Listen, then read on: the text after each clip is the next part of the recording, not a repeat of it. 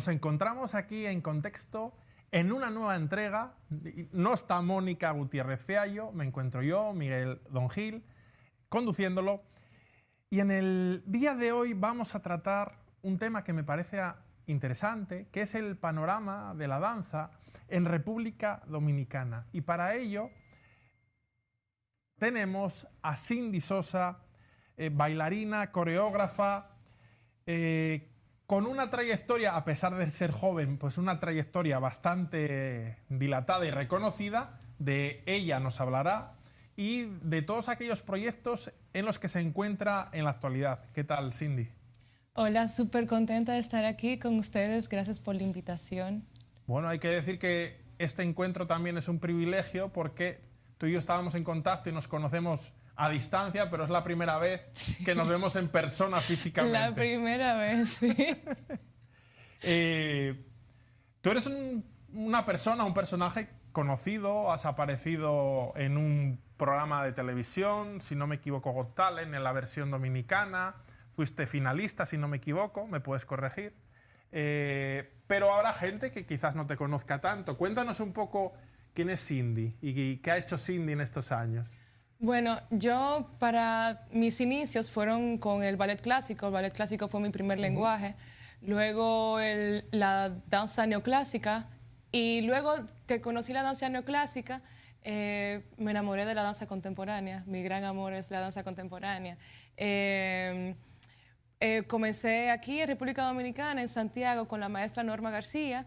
Luego pasé con el maestro Juan Fidel Mieses. Luego estuve en Nueva York con varios maestros, Finey Young, Milton Myers, en la escuela Albinelli. Y luego regreso aquí, y cuando regreso aquí me otorgan una beca para irme a estudiar a tu país, en la Universidad Rey Juan Carlos de Madrid. En España. Okay. En España, donde hice la licenciatura en Coreografía e Interpretación de la Danza y máster oficial en Artes Escénicas. En España formé parte del Ballet de Cámara de Madrid, donde bailé mucho ballet clásico, mucho ballet. Y bueno, ya luego vengo aquí a República Dominicana de nuevo, formo parte del Ballet Nacional Dominicano y luego me hago bailarina y coreógrafa independiente, que es todo fue un cambio del cielo a la tierra, porque cuando uno se convierte en su propio gestor, todo cambia. O sea, la cantidad de energía que hay que aportarle a la labor y al oficio es el triple. O sea, estando en compañías uno se ocupa de bailar solamente, de la parte artística.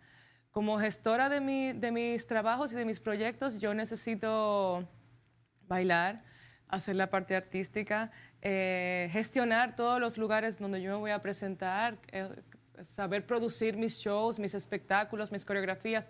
Entonces, contar los chelitos también. Contar el dinero, sí, claro. Yo no, toda la parte económica también la tengo que gestionar. Lógico. Yo.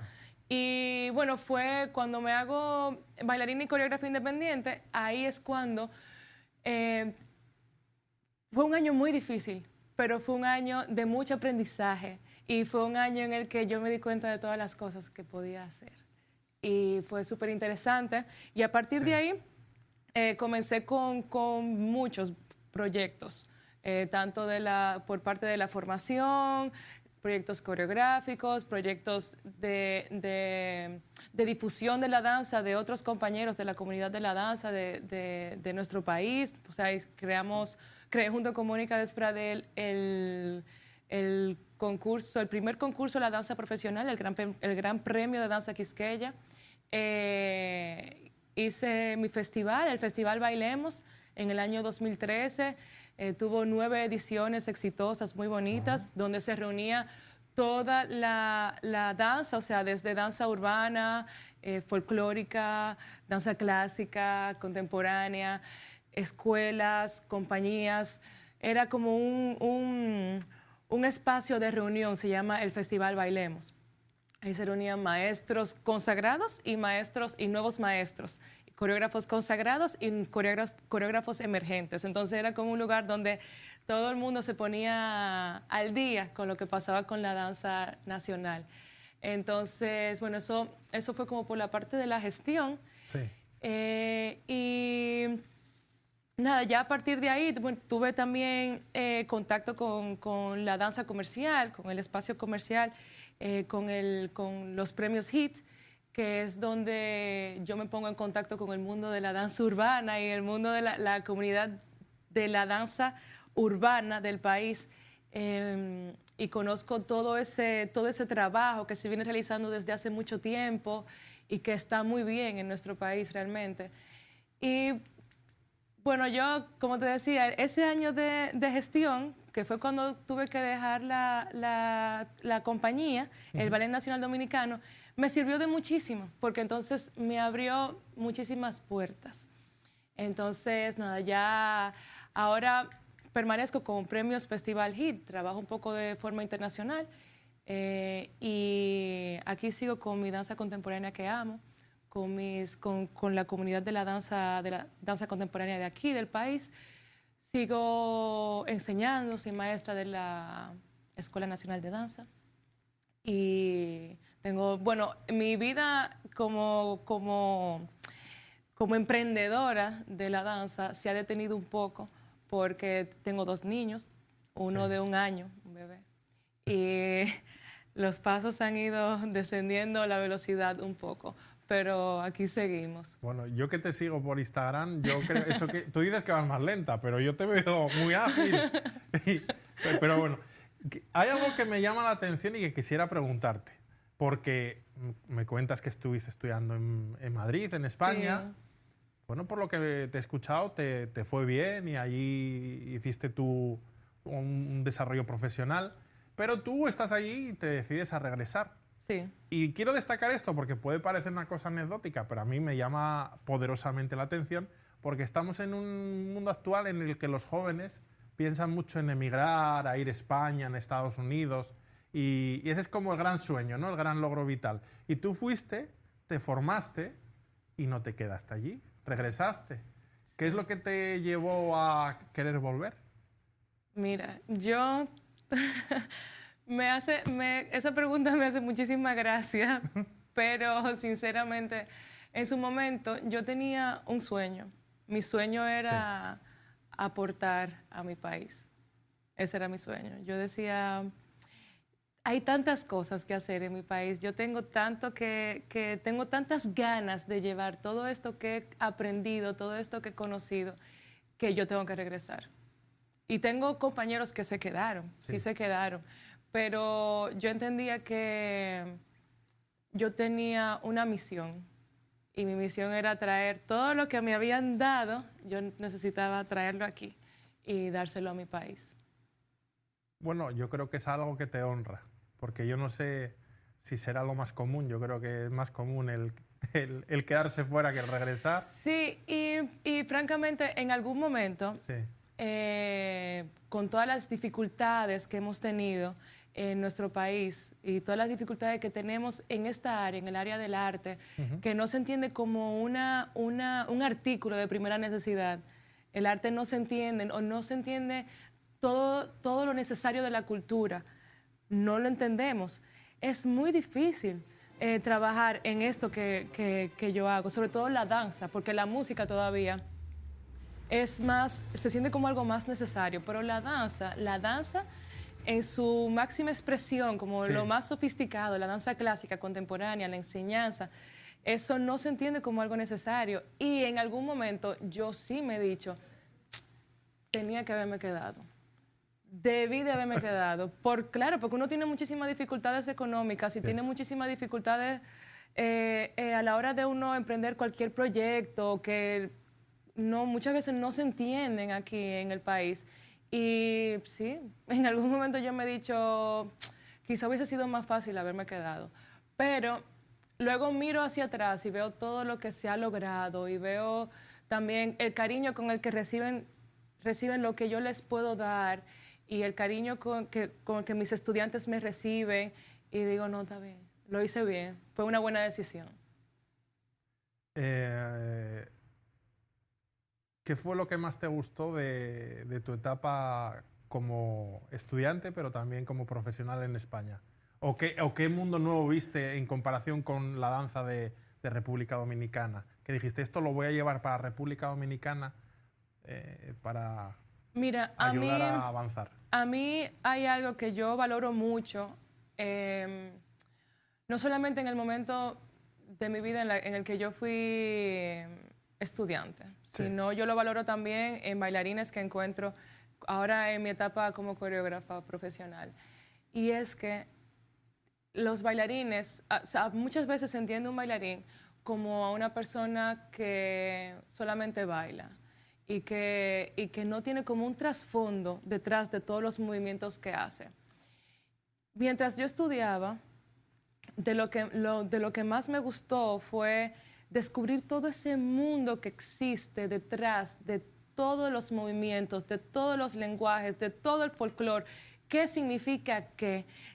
¿Por qué tal ballet es de tal forma? ¿Por qué los ballets blancos y románticos son de la forma que son? Tú sabes, Sí. todo el significado que hay detrás de una puesta en escena, sea cual sea. Nosotros pensamos muchas veces que quizá el urbano no lo tiene, pero el urbano también lo tiene. Y, o sea, lo tiene desde el ballet clásico, desde las danzas que son más primitivas, como pisar la tierra, las danzas más africanas, desde ahí hasta el urbano, que viene siendo el urbano, y lo contemporáneo, que viene siendo lo más moderno. Todo tiene su trasfondo y todo tiene su porqué. Y lo que más me gustó de haberlo estudiado fue encontrar los porqués, aprender a buscar los porqués de cada puesta, de dónde viene y por qué. O sea, no hacer un movimiento por hacerlo, sino que cada movimiento viene de algún lugar, tiene un sentido social, un sentido histórico, un sentido como dentro de un contexto geográfico. Entonces, para mí eso tiene muchísimo valor. Hoy día, gracias a esos conocimientos que adquirí, puedo valorar a un bailarín que hace el esfuerzo por estudiar, sí, no solamente por entrenar, sino que estudia, piensa, asume el contexto que está tratando de interpretar y luego interpreta. Yo lo valoro muchísimo eso, pero eso es gracias a los conocimientos que adquirí antes. Me parece muy interesante lo que dices, porque entonces la danza tiene también una parte de interpretación, claro, como un actor. Sí, efectivamente, efectivamente. Y para lograr esa interpretación hace falta todo ese bagaje cultural, todo ese conocimiento, porque si no estamos solamente ejecutando movimiento. Y para que, si yo quiero como artista que mi audiencia entienda lo que yo quiero decir, yo necesito ese bagaje, yo necesito esa información para poderla pasar por el cuerpo, porque el cuerpo habla y es muy necesario toda la información previa para poder interpretar como un actor. Pero yo no, los actores, la interpretación dancística no se da a través del lenguaje verbal, el lenguaje hablado, sino a través del cuerpo, el cuerpo y el espacio. Hubo una cosa que dijiste que me parece interesante, decías que la música parece que es más necesaria, y no solo eso, sino que digamos que tiene como una salida económica más clara, ¿no? La danza, en cambio, es como que no se percibe que sea tan importante como la música en la sociedad, como disciplina, y también el sacarle o vivir de ello, ¿no? Es más complicado que la música. Entonces, eso es un reto para los jóvenes que se quieran dedicar a la danza, ¿no? Sí, absolutamente. Pasa que la música tiene el formato en el que se entrega. Es un formato digital, digamos. O sea, la danza también se puede poner en un formato digital, pero la música no necesita una pantalla o no necesita un escenario. La música puede sonar por un radio, la pueden poner en un colmado, la pueden poner donde la pongan y la gente la va a disfrutar y se va a identificar con ella y la escucha aunque no quiera. O sea, yo tengo canciones canciones que yo me sé, que yo nunca en mi vida le he puesto nunca le he puesto a sonar y me las sé. Entonces, la música pasa eso, que no se puede, se escucha solamente y entra por los oídos. Y su formato no es efímero.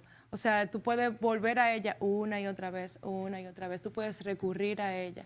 Mientras que la danza, sobre todo la danza más estilizada, la danza clásica, la danza contemporánea, es necesario ir al teatro. Es completamente necesario ir al teatro. Y para ensayar hace falta un recurso importante, un salón de danza, o sea, un espacio que esté creado para la danza. Y eso es un recurso que tiene que existir. Si no existe, pues no se puede dar la práctica de danza. Y si no existen los teatros, si el público no va al teatro, pues no pueden existir los espectáculos de danza. Entonces, eso es algo con lo que la música y la danza no los pondría a competir realmente. Pero sí es difícil. Sí es difícil tanto para crear la infraestructura como para quien va a hacer ese entrenamiento, porque quien se forma en danza es una persona que le está diciendo a toda la sociedad que, o sea, quien se entrena en danza y lo logra, le está diciendo a toda la sociedad que es importante ese arte, pero la sociedad no lo entiende así. O sea, quien se entrena en danza está rompiendo puertas y paredes, como quien dice, en este país. Pero puedo decir a favor del país y de la sociedad que cada vez hay más apertura a la danza, yo encuentro. Y gracias a eso, nosotros tenemos muy buena danza en este país ahora mismo pasando. Hay muy buen nivel. Y ya que estamos hablando de la actualidad de la danza, quisiera que me cuentes un poco sobre la danza en República Dominicana, lo más relevante de la actualidad, del panorama que tú nos quieras contar. Bueno, voy a comenzar por la Escuela Nacional de Danza. Sí. La Escuela Nacional de Danza, puedo decir que es la mejor escuela de danza que existe en el país. Tiene un currículum muy completo. Todos los estudiantes a partir del primer año reciben clases de ballet, reciben clases de música, reciben clases, luego ha pasado el primer año y van recibiendo clases de danza folclórica. O sea, se preocupan porque los estudiantes reciban y conozcan sus raíces, que eso es súper importante.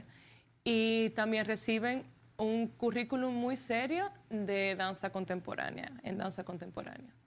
Un programa muy todo, o sea, tiene un programa curricular muy completo para los estudiantes y ha reportado muy buenos resultados.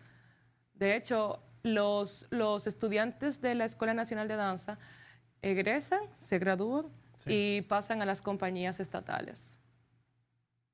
Muy bien. Entonces tienen una salida, vamos a decir, profesional. Tienen una salida profesional y no solamente van a las compañías estatales, sino que pueden trabajar con lo que saben hacer, con lo que han aprendido. Es un programa de conservatorio largo, o sea, más de 8 años, y sí, es largo. Y pueden trabajar con lo que aprendieron a hacer. ¿Y hay trabajo para todos los que salen de la promoción o solo para los mejores? Solo para los mejores. Entonces, los que nos estén escuchando en casa, que sean jóvenes, ¿tienen que ser los mejores? Sí, tienen que tratar de ser los mejores, pero también pasa que en este arte nuestro, no todos se inclinan solamente por la danza clásica, contemporánea o folclórica. También hay quienes se interesan más por la danza más comercial y quieren irse por ahí y se siguen entrenando por ese camino y comienzan a trabajar por ese camino. O si no, les interesa más las artes más digitales, artes visuales y quieren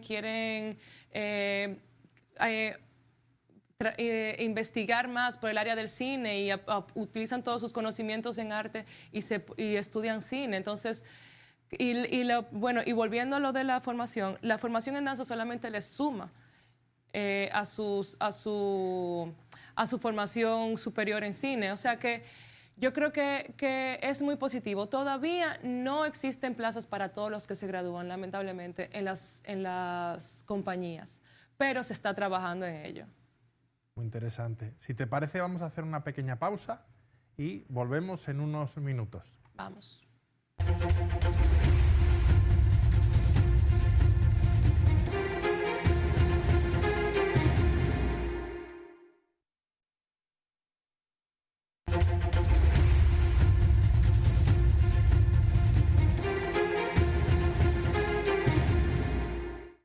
Y nos encontramos hablando con Cindy Sosa sobre el apasionante mundo de la danza en República Dominicana. Y específicamente estamos hablando sobre la Escuela Nacional de Danza, la importancia que tiene para la formación de jóvenes en este hermoso mundo de la danza en sus diversas variantes. Cuéntanos un poquito más sobre la escuela. Bueno, la Escuela Nacional de Danza tiene unos valores muy claros y uno de ellos, o sea, para mí el más importante, es la excelencia. Sí. Trabajamos solamente por encontrar la excelencia y porque las puestas en escena en escena salgan lo más impecable posible, a pesar de que son estudiantes los que se paran en el escenario, los que defienden las coreografías y nuestro arte. Recientemente pasó durante el Festival de Danza EDANCO, se presentaron y estuvieron súper bien, presentaron la obra Link de la coreógrafa Daimé del Toro, quien también es maestra de la Escuela Nacional de Danza y es profesora también, maestra de la Compañía Nacional de Danza Contemporánea, es bailarina de la Compañía Nacional de Danza Contemporánea y también es coreógrafa. Ella presentó una obra con estudiantes de la escuela en el Festival de EDANCO y fue una puesta en escena excelente, o sea, no tiene nada que envidiarle a trabajos de compañía, a pesar de haberlo trabajado con estudiantes. Muy interesante. Y aparte de la Escuela Nacional de Danza, cuéntanos un poco más de... Bueno, así rápidamente puedo contarles que la compañía, el Ballet Nacional Dominicano, sí, tiene una nueva gestión, tiene una nueva dirección que es de Stephanie Bauer. Es quizá una de las directoras más jóvenes que le ha tocado, pero apostamos mucho a que le va a ir súper bien porque es una persona muy bien preparada, es una persona que ha estado trabajando mucho, todo lo que tiene que ver con grupos. Ella fundó la compañía en danza juvenil, que es una compañía joven de egresados de la Escuela Nacional de Danza. Ahí los recogen, los unen como compañía a los mejores que se gradúan. Muy interesante. Y tienen un repertorio muy, muy bueno de coreógrafos locales, nacionales y coreógrafos internacionales. Ella fundó esa compañía y ya ella venía con un trabajo serio con la danza, tanto con repertorios, con fogueo, como se dice, de bailarines para que puedan mantenerse activos y puedan mantenerse en el mundo de la danza. Y ya ahora está en el Ballet Nacional Dominicano como directora. Ella estuvo también como maestra durante mucho tiempo y ya ahora está como directora y presenta su primera temporada, sí, en noviembre y a principios de noviembre, y tienen una noche muy especial que es la Noche Verde, que aboga con todo lo que tiene que ver con el cuidado del planeta. Traen a la coreógrafa Anabel López Ochoa, que es una coreógrafa muy querida por la comunidad de la danza porque es muy buena y internacionalmente es muy reconocida y ha creado obras para el Ballet Nacional Dominicano que han sido muy valiosas, o sea, han sido repertorios muy valiosos para la compañía. Muy interesante. Bueno, nos estás contando, yo diría que fortalezas, éxitos, lo bueno que se está haciendo en República Dominicana en la actualidad, sí, en el ámbito de la danza. Ahora me gustaría preguntarte por lo que tú consideras que son retos de la danza dominicana, pensando en el presente, pero también en el futuro. ¿qué crees que hay que mejorar o qué cosas hay que implementar para seguir subiendo de nivel? Mira, yo creo que lo primero,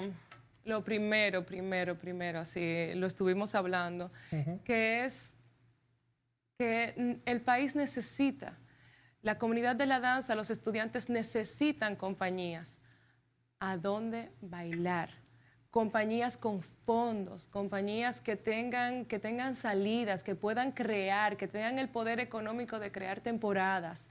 Eso necesitamos. O sea, salen promociones excelentes de la compañía, de la Escuela Nacional de Danza. Sí.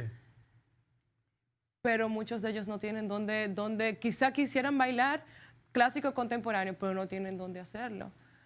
Con un sueldo, o sea, ya siendo profesionales, no tienen dónde bailar.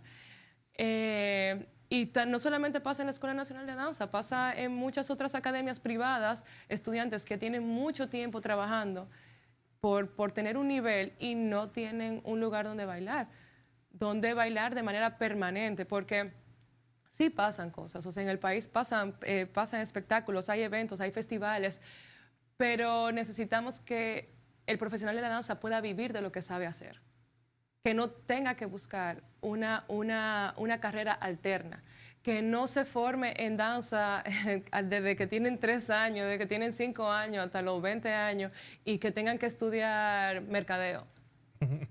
O sea, no. Aquí deberían de poder vivir porque hay buen nivel de danza. Yo quisiera hacer una reflexión a este respecto y no es de la danza, es de las humanidades. Yo, como sabes, soy historiador. Sí.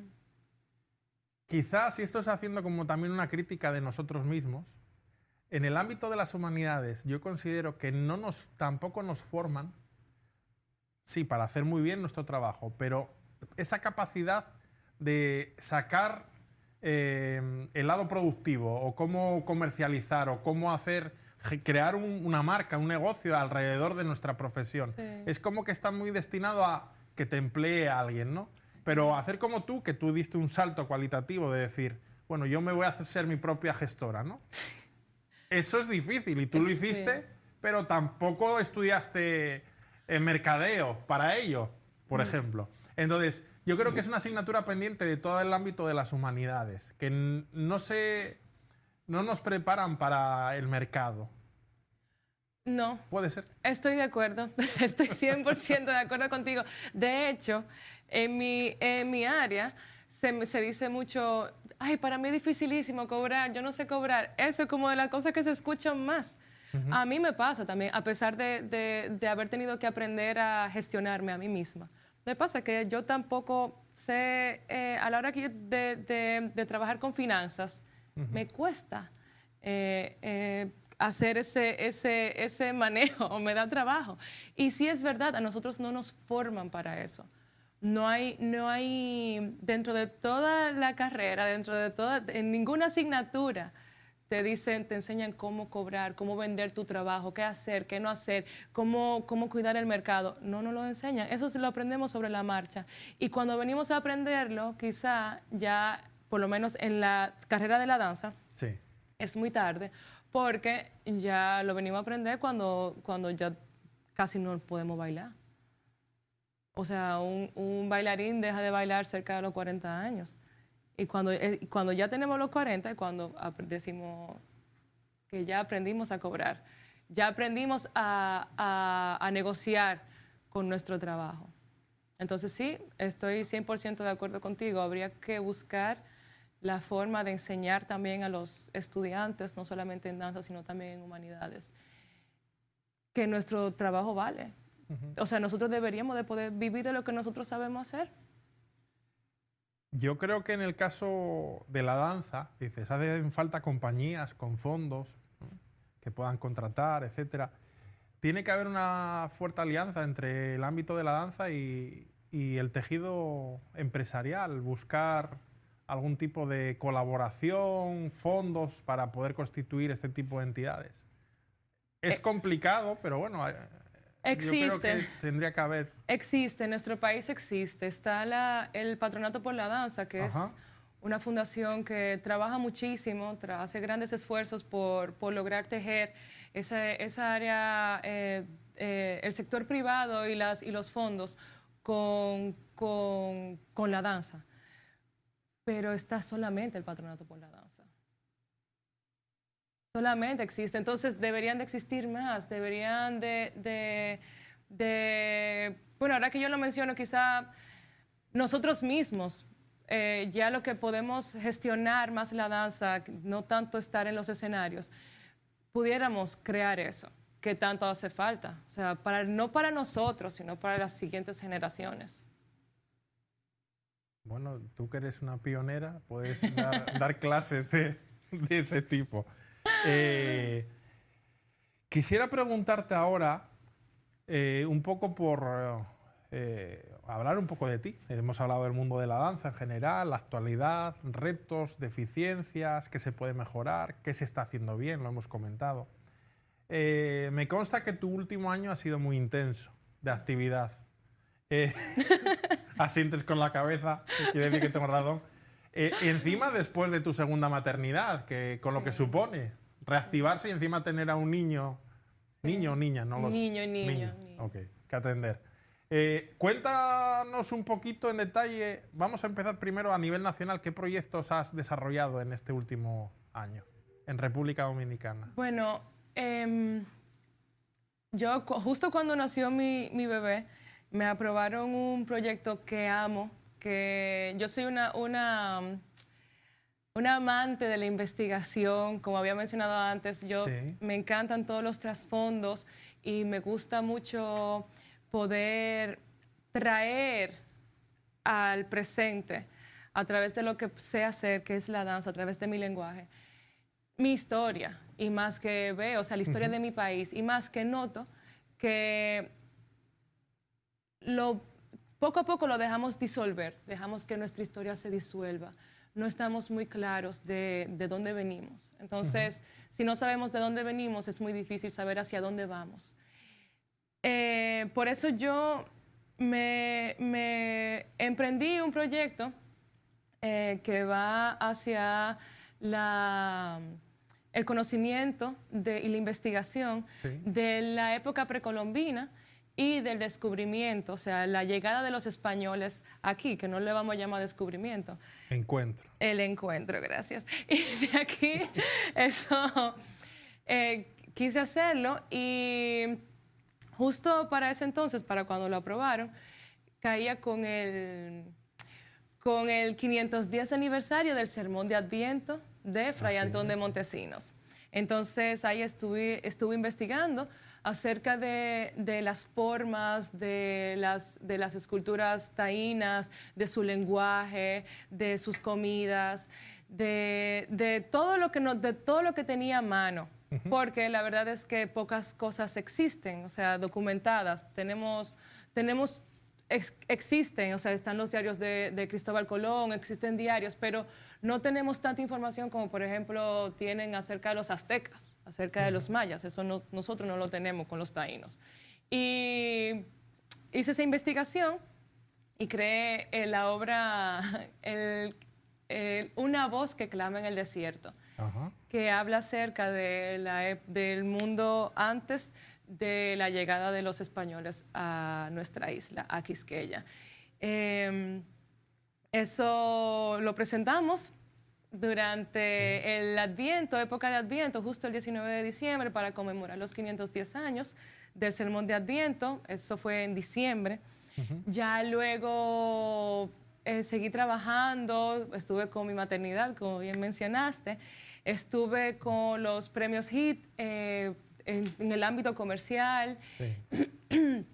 Luego trabajé también volví a reponer la obra para la Embajada de Francia, la obra de La voz que clama en el desierto. Y también fui... Perdona que te interrumpa. ¿La repusiste la obra para la Embajada de Francia? Correcto, sí. Sí. ¿Y eso cuándo fue? Eso fue durante la despedida de una diplomática, de la directora de la Agencia Francesa por el Desarrollo. Sí, fue ahí. Y nada, me he mantenido trabajando en la Escuela Nacional de Danza. Yo soy maestra de danza contemporánea. Y Estuve recientemente en el Ecuador. Estuve ofreciendo una conferencia acerca de lenguajes y estilos en la danza como parte de una iniciativa que tuvo la alcaldía para reactivar todo lo que tiene que ver con las industrias creativas en la ciudad de Guayaquil específicamente, pero era para todo Ecuador. Estuve también allá mismo haciendo una audición de bailarines para seleccionar a los bailarines que estarían bailando en el Festival HIT. Y recientemente, la semana pasada, estuve creando las coreografías que estarían en el Festival HIT, que fue un festival que reunió a 32 artistas para un público de 30,000 personas. Y eso fue lo último así que hice. Estuve trabajando, me encantó ese proyecto, como performer en la inauguración de la exposición Formas y Ritmos en la Dimensión Geométrica del escultor colombiano Gustavo Vélez en el Museo de Arte Contemporáneo de aquí, de República Dominicana. Qué interesante. Quisiera preguntarte, porque me parece, yo como escritor sé lo que cuesta crear una obra, pero en el ámbito de la coreografía no sé, pero seguro que cuesta. Cuando tú te pones a crear desde cero una coreografía, tienes que tener parte de inspiración, también un bagaje de conocimientos, que eso los tienes, pero ¿cuánto tiempo te puede tomar en crear una coreografía? Mira, yo las coreografías, sobre todo las coreografías como La voz que clama en el desierto, a mí lo que más me toma es la investigación. Sí. La investigación, saber por dónde voy a comenzar. Tengo que leer mucho y tengo que escuchar mucha música para ambientar y para crear atmósferas, para crear momentos que puedan interpretar y describir lo que yo quiero interpretar y describir. Para esas obras, sobre todo la investigación, no sé, yo con eso estuve investigando muchísimo tiempo durante mi embarazo y luego el proceso de montaje, yo dibujo las coreografías y luego yo llego con mis dibujos y se lo paso a los bailarines, pero para mí el proceso con los bailarines es mucho más corto que el proceso previo, porque yo me fijo de las esculturas, de la forma de las geometrías de las esculturas, trato de reproducirlas con los cuerpos de los bailarines. Y toda esa investigación, o sea, de repente me pasa que me toma 6 meses, pero si sigo investigando, pues entonces puedo cambiar algunas cosas solamente para enriquecer la obra. Y no sé, creo que hasta que uno cierra la obra y dice, ya, este es el repertorio, a mí me toma tiempo, más que, como te decía, más que el proceso con los bailarines, el proceso investigativo, de investigación. Me puede tomar 6 meses, 3 meses, depende. El de La voz que clama en el desierto me tomó mucho tiempo, porque le tengo mucho respeto a ese tema y quería no equivocarme con nada. Quería que se pareciera lo más posible a la historia, que cuando la gente lo viera, dijera, eso es del momento en el que llegaron los españoles a la isla. Pudiera, sin saber la sinopsis, sí.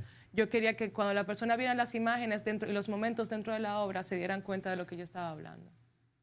Y una coreografía, vamos a decir, que no suponga tanto reto como esa, que era reconstruir el pasado en parte. Una coreografía comercial. Mira, yo monté... ¿Te has dicho así como una coreografía comercial? No, pero las coreografías comerciales tienen lo suyo. No tienen ese proceso investigativo, pero requiere de bailarines que tengan un entrenamiento serio y que tengan una seriedad y un respeto por lo que hacen muy serio. El trabajo que hice en el Festival HIT fue un trabajo de 4 días. Yo monté 20 coreografías en 4 días con 24 bailarines.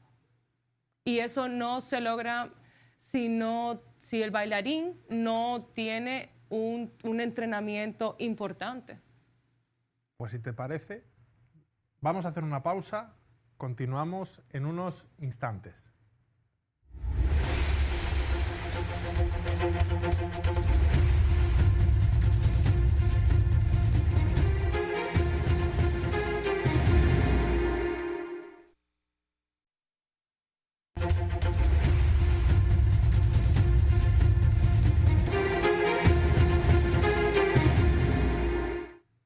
Pues estamos en contexto hablando de la danza, hablando de la trayectoria de Cindy Sosa y nos está comentando cosas muy interesantes sobre cómo ella elabora sus coreografías, el tiempo que le lleva, desde 6 meses en el caso de esa coreografía, hablando del momento del encuentro de culturas en América, y luego las más comerciales que se tardan menos. Me ha llamado mucho la atención que acabas de comentarnos hace unos instantes de que en 4 días en el Festival Hit, en 4 días montaste 20 coreografías, dijiste. Yo escuché mal. No, escuchaste bien. Sí, no, escuchaste bien. Son retos, pero se logra. Y como llevo 7 años ya trabajando para la marca Hit, estoy súper acostumbrada a crear coreografías eficientes para la televisión, porque son coreografías para la televisión en poco tiempo. O sea, estoy súper acostumbrada a eso. O sea, que allí en el festival fue más un reto porque no conocía a los bailarines con los que estaba trabajando. Entonces, no sabía lo que me estaba enfrentando realmente. Pero al final tuvimos muy buenos resultados. Fue muy positivo todo. Salió todo el mundo muy contento de ahí. Y yo salí muy feliz también de haber logrado eso. Y los bailarines estuvieron súper contentos también. Porque allá se está reactivando la economía, la economía de las industrias creativas, de la música y del arte naranja. En general. Todo eso se está reactivando allá. No allá. sé yo si veo mal. No sé si el color que tú traes es naranja o es un... Pero mira, eres un vivo ejemplo de la industria naranja. Aquí estamos. Pues sí. A ver, yo creo que las industrias creativas, la industria naranja, ¿no? La industria cultural, tiene mucho potencial en República Dominicana por explotar, porque no están desarrolladas, vamos a decir, en su máxima expresión, sino que queda mucho por hacer y aprovechar. Es un rendimiento económico que está ahí, en la cultura y en el arte. Sí, y más en este país que a la gente, a pesar de que nos falta un poco de difusión, a la gente le gusta el arte, a la gente le gusta la cultura, la gente lo disfruta y tiene cierta curiosidad por ello. El tema es lo que hablábamos antes, quizás. No es que no se valore el arte, porque se valora en el sentido de que gusta. En República Dominicana gusta mucho la belleza, lo creativo, la música, la danza. El tema es de cómo darle esa vuelta de rendimiento económico. Sí. Ese es el reto, pero sí que se valora. Sí.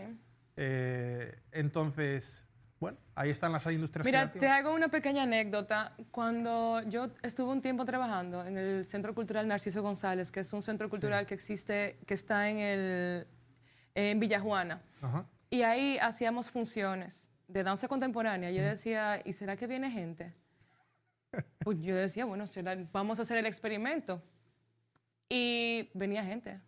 Se llenaba de gente. El patio de butacas estaba lleno. O sea que a la gente sí le gusta, sí le interesa. Lo que pasa es lo que tú dices, hay que buscar la vuelta de ver cómo rinde económicamente, cómo puede reportar frutos económicamente. Bueno, pues ese es un reto que veo que hay que darle una vuelta. Yo no tengo la solución. No creo que, bueno, hay que buscarla. Pero es concienciar de que la cultura, para generarla, cuesta, porque la gente tiene que comer, tiene que vivir, tiene que pagar el aire, tiene que pagar el auto. Si la gente no puede vivir de eso, no va a hacer arte, no va a hacer cultura. Entonces hay que concienciar de eso. Sí. Y en la medida de lo posible de que todos los espectáculos y todo lo que se hace no se haga gratis, sino que haya que pagar. Claro. Eso es un poco lo que hay que concienciar. Sí, muchas veces pasa que hay muchos espectáculos que cuestan, ¿qué te digo? 400 pesos y la gente no los paga. La gente prefiere comprarse una caja de cigarrillos y comprarse una cerveza y no ir a presenciar arte, no ir a ver un espectáculo de arte. Y no es caro. O sea, no es caro para nada. Entonces, eso hay que crear esa conciencia. La gente está muy acostumbrada a que se los regalen mucho, las entradas. Y no puede ser. Sí. Y quisiera preguntarte, ¿el contexto de la pandemia afectó mucho a las industrias creativas? Por el tema de la virtualidad, aunque se hicieron cosas a nivel virtual. Sí. ¿Cómo afectó al mundo de la danza? Que me imagino que de forma total, ¿no? Sí, fue un momento raro. Fue horrible, fue más que raro, fue muy malo para nosotros. Te doy el ejemplo de la Escuela Nacional de Danza. Aparte de que se cerró, de que los estudiantes no iban a esa infraestructura de la que hablaba al principio del programa. Tenían que tomar las clases en sus casas, que muchas veces no tenían el espacio para tomar una clase en condiciones, para entrenarse en condiciones. Todo lo que son saltos y giros y explosiones, movimientos explosivos, muchas veces no los podían hacer. O sea que hay una parte del entrenamiento que no se dio. Y pasa también que somos artistas y nos vemos muy influenciados por nuestras emociones. Y fue un momento emocional para la humanidad completa muy importante. Y quisiera lanzarte una última pregunta. Hablas de emociones, las emociones del artista. ¿Cómo es el mundo de vivir de la danza y combinarlo con la maternidad, como es tu caso? Porque tú llevas un año trabajando, pero con un niño pequeñito. Entonces, ¿cómo se vive la maternidad y la danza? Mira, es súper lindo. O sea, no es fácil, no es para nada fácil. Este es mi segundo bebé y mi primera bebé fue un parto natural y yo me recuperé súper rápido. En este caso me hicieron un parto por cesárea. Horrible. La recuperación, el regresar, esa parte de nosotros los bailarines necesitamos movernos porque nos movemos desde que somos muy jóvenes y al no danzar hay como una parte nuestra que se apaga y nos entristece.